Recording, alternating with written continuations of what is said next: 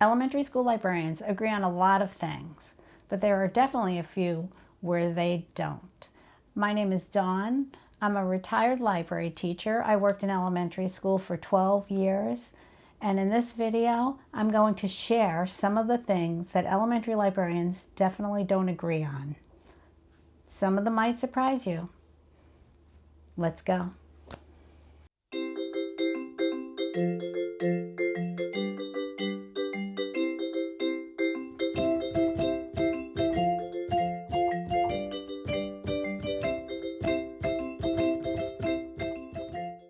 So the first thing that elementary school librarians may not agree on is whether to give grades or not to give grades.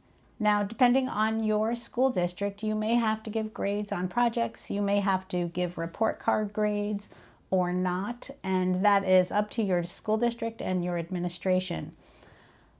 But it is a debate that myself and my colleagues have had over the year whether we agree that library teachers should give grades or not. So for the people that do believe that they should have grades, they believe it motivates the students to do their work and do their best work. They don't think that the students will put in the best effort if they are not going to get a grade for it. The other reason is they think that it validates their place as a teacher. In some schools, other teachers, administrators may not see the librarian as a teacher or equal in any way. I do know that some of my colleagues felt that it validated their role as a teacher by giving grades. On the other side of the coin, which I felt most of the time, I could see both sides of it, but not giving grades also takes away a certain stress to the students that they don't have that hanging over their head. I always say that you are the one who sets the tone, who sets the mood in your space. And so if you are excited and enthusiastic and motivated about the lessons, about the activities, then your students will be too. Another issue that we were divided about at times was whether to give homework in the library or not give homework in the library. Some librarians feel that homework is important. It's a way for them to follow through on what they learned in the library. And yes, they gave assignments. I gave assignments and projects, and the students did research while they were in library class, but I did not give homework. I know that some librarians did, and I always wondered how they were able to get all the students to do homework and have the homework returned to them. I thought that's quite an accomplishment to do that. My philosophy is that the students already have classroom homework. They do not need more homework from the library. Parents and families are overwhelmed. There's so much to do and so much to accomplish, and it's just my personal belief that homework from the library really isn't necessary, and it's just one more thing on the to-do list of very busy families. I don't want the library to be a source of anxiety for anyone. So that's why I wouldn't choose to give extra homework from the library. I don't know how you feel about that. Maybe let me know in the comments. Family time is important. So to add to that point is not every child has the same type of support at home. So if I send additional assignments home for a child to complete and there is no one at home to support them, that is just setting them up for an opportunity to fail. The next point of disagreement is whether every student should be made to check out a book or not. In our school district, students come to the library in elementary school once a week.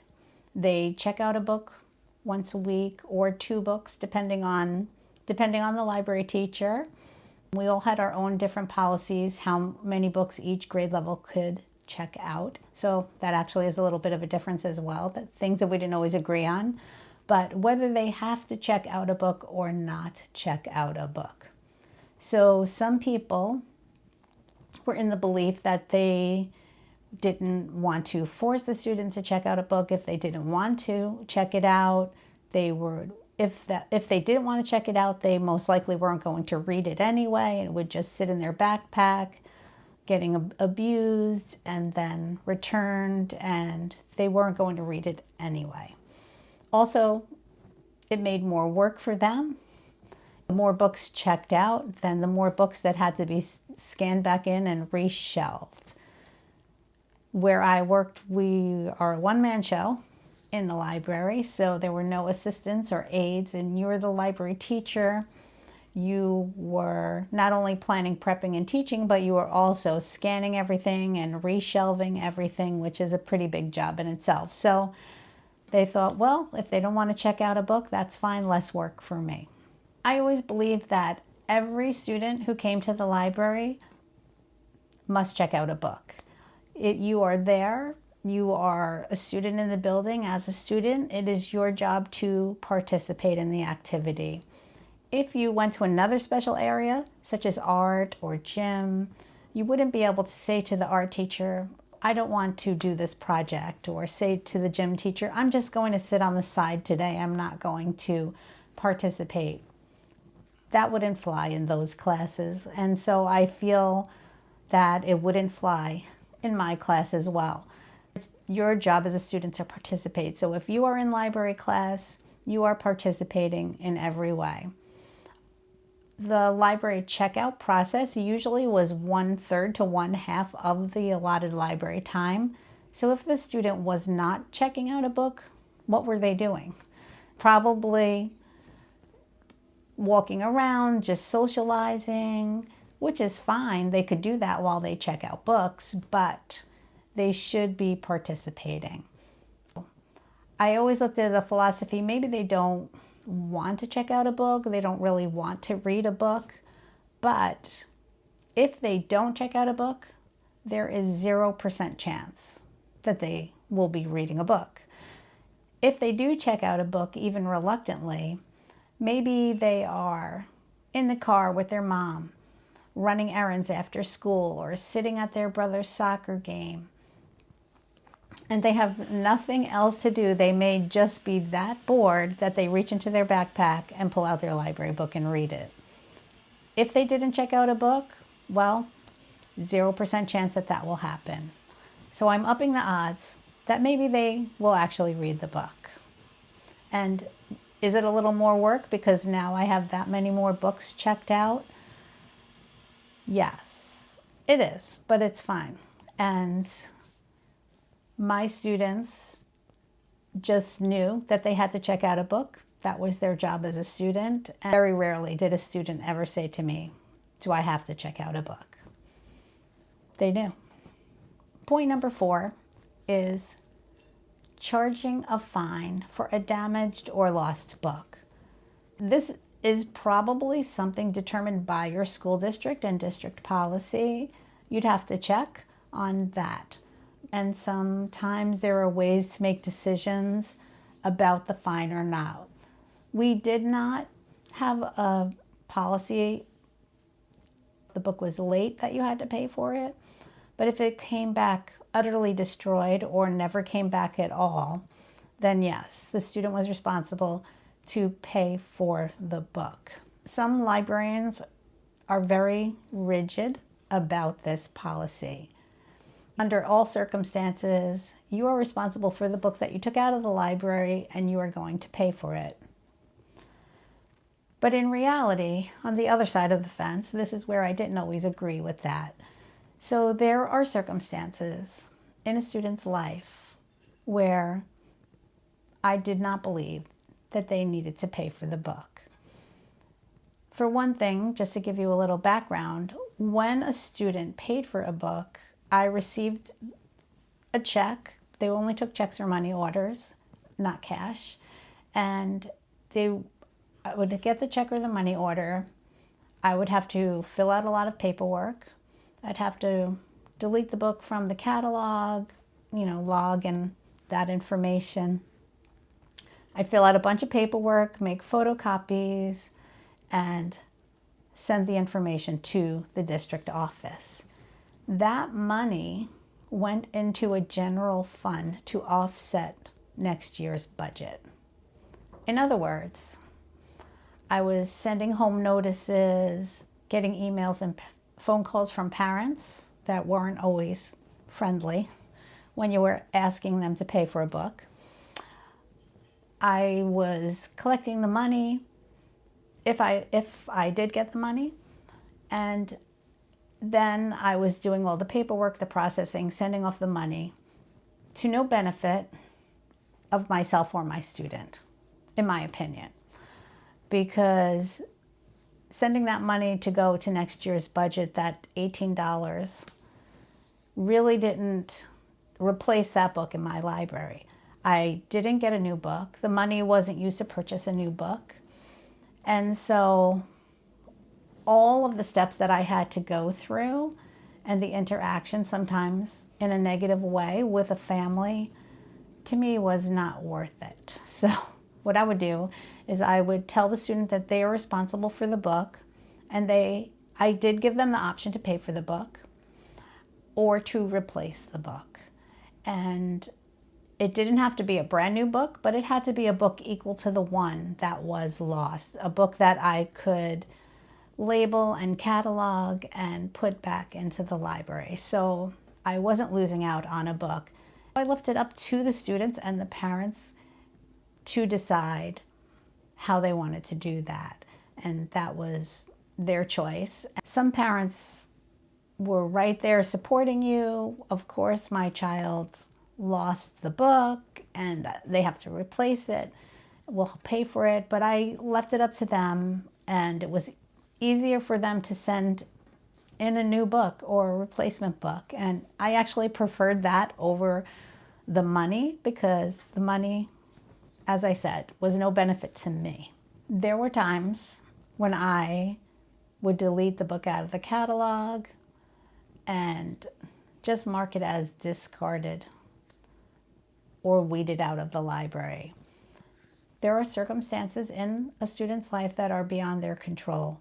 Many students come with more baggage than adults. And what I mean by that is I've had students tell me that their book is at their mom's boyfriend's house, or they left it at their dad's house. They have no idea when they'll see their dad again. If the book hasn't come back and it's 3 or 4 weeks, that you can tell when a student is upset and has tried, but it's just not their fault that they haven't seen their dad in 3 weeks. Also, there are other circumstances where maybe that student's mom is going through chemo, or maybe they had a house fire, or I've had parents email me saying that they are under construction remodeling the kitchen and everything is packed up in boxes. And I've also had a lot of students that lived in shelters. So once those books went home with those students, there was a good chance that I was never going to see those books again, because their life was so transient. They could be there one day and not the next. And at the end of the day, that lost library book is at the very low priority in their life. And that's just the way it was. I just was not hard about paying the fines. Most of the lost books were paid for or replaced. Extenuating circumstances to me were more important than getting back the book. The last thing that elementary librarians don't always agree on is whether to accept book donations from the community. By that, I don't mean new books donated to the library, because our PTA ran our book fair every year. They did a fabulous job and they were very generous to the library. And from that book fair. They donated usually anywhere from 12 to 15 books twice a year when they had the book fair, and I always appreciated that, and absolutely I was so happy to have those books. That's not the kind of donation I'm talking about. The kind of donation that that librarians disagree on is whether a parent calls you up and say, oh, I have some extra books lying around the house. Can I donate them to the library? And a lot of librarians said no, and they did not want the donations. I never said no. I always accepted every donation. The reason some people did not want to accept the donations were because, for one, it was a lot of extra work. Most of what was donated many times were inappropriate for the library, outdated, smelly. It was not worth the amount of time that it takes to label, catalog, and process a book to get it onto the shelf. That is a lot of work. And so for that reason, they just didn't take the donation. I, on the other hand, took the donation because you just never knew what was going to be in there. And yes, were there dirty things, smelly things, inappropriate things for the library? Yes. And by inappropriate, I mean an elementary school library's main goal when you are curating your collection is you ask yourself two questions. Does it support the curriculum, and does it support your students' reading interests and needs? So inappropriate meant one time I got a book that was the Encyclopedia of Furniture. Well, and it was an adult book. It wasn't simple enough for elementary level. So it was a great book, but it was not appropriate for an elementary school library. Also, sometimes I would get things like religious workbooks that were half filled. That is not an appropriate book for an elementary school library because, for one thing, it's half filled and it's really for like religious education classes and not for a public school library. So what I would do is I would gratefully take all the books. One year, someone donated a box of books and there was an entire set. There were about 15 hardcover with the book jacket Magic Treehouse books, which are books that in an elementary school library are used. They are checked out over and over again. So they get a lot of use and a lot of love, so they fall apart pretty quickly. So to get an entire hardcover set like that, fabulous. A lot of work because I had to wrap all of those book jackets. I had to label and stamp everything. I had to catalog each and every book before I got it out to the shelf. So yes, there was a lot of work and time in the processing, but to me, that's worth it. Out of my budget, I would pay $20 a book to get a Magic Treehouse book. And we had a very small budget. So for that reason, I was thrilled.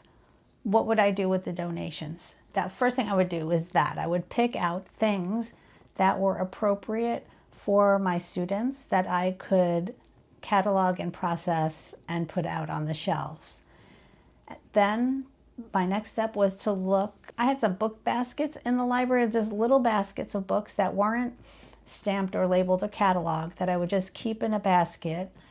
And those were for the occasion when once the students were checking out books, they could sit and browse through that basket if they wanted to. Also, there were always a couple of students each week that didn't return their book from the week before. So during the checkout time, I didn't allow them to walk around and socialize with the other students. If you forgot your book and you weren't able to check out a new book, you could pick something from that book basket and sit and read. So I always like to keep updating and change out and refill the book basket. Another use that I had for the books was, as I mentioned a little earlier, that sometimes I had students that were in shelters. One year, I had a family that was in and out of shelters, sadly, every couple of weeks. Because of their circumstances in particular, they were in a different shelter. So many times they would have to leave in the middle of the night and leave many of their belongings behind, and that included my library books. They loved the books, this family, and it broke my heart to not give them a book, but I did not want to lose my regular books, and especially the newer books that were disappearing because they couldn't pay for them or replace them. So what I would do is keep a collection of books that were great books, but for whatever reason, I wasn't cataloging them and putting them in the library, and I would just keep them aside. And when that family would come up to check out a book, one of those family members, I would just show them these great new books that I had saved just for them. And they were thrilled. And really, they didn't realize that it wasn't a cataloged book. But then they happily took it home with them. And some of the times they came back and sometimes they didn't, but that's what those books were for in my mind. And if they got left at the shelter, that meant some other child that lived at that shelter was going to get to read that book. As a matter of fact, sometimes I would fill a little plastic bag full of books and send it home with them because there's not much to do at a shelter. And like I said, they had the books for themselves. They could leave them behind for the other children there as well. So that was one extreme circumstance, but really not as uncommon as you might think, sadly. One of my favorite things to do with donated books was to have lunch duty giveaway. My responsibilities as a library teacher is I had lunch duty once a week, and so lunch duty, it's not fun. I'll tell you, it is truly my least favorite thing of all the things that I've ever had to do as a library teacher was lunch duty. It's loud, it's crowded, it's just not for me. Lunch duty has always been one of my least favorite things to do, but it needed to be done. I would keep some of the donated books so that when I did have lunch duty, I would have a book giveaway. These were the donated books that, I didn't put on the shelves or I couldn't use in my book basket or put aside for special circumstances. So I would save all these extra donated books on a cart, and towards the end of the year, when lunch duty was at its most taxing and strenuous, because the kids, those last few weeks of school are just out of their minds. I would wheel the book cart in. The kids were so excited. Not only were they quieter than usual, but they really stayed in their seat and they behaved. And I would walk around after the first 15 minutes. And anyone that had finished their lunch at that point, I would let them know that they were being a good example and a role model, and they could go up and select a book from the cart and then go sit on the risers that were at the end of the cafeteria. This was such a lifesaver for those last 4 lunch duties of the school year. And it was a great way to get rid of those donated books. Now, once I did all of those things, put them on my shelf, put them in my book basket, put a few books aside for special circumstances, and used books for the cafeteria giveaway during my lunch duty, whatever was left at that point, then I would just donate to the local thrift store, the local shelter, whatever was not usable. Well, that about wraps it up for this video. If there's anything that you wanted to add to that, I'd love to hear about it. I'd love to hear about your experiences as an elementary school librarian as well. Remember, Support your local libraries, support your independent bookstores, and support your right to read. Thanks for watching.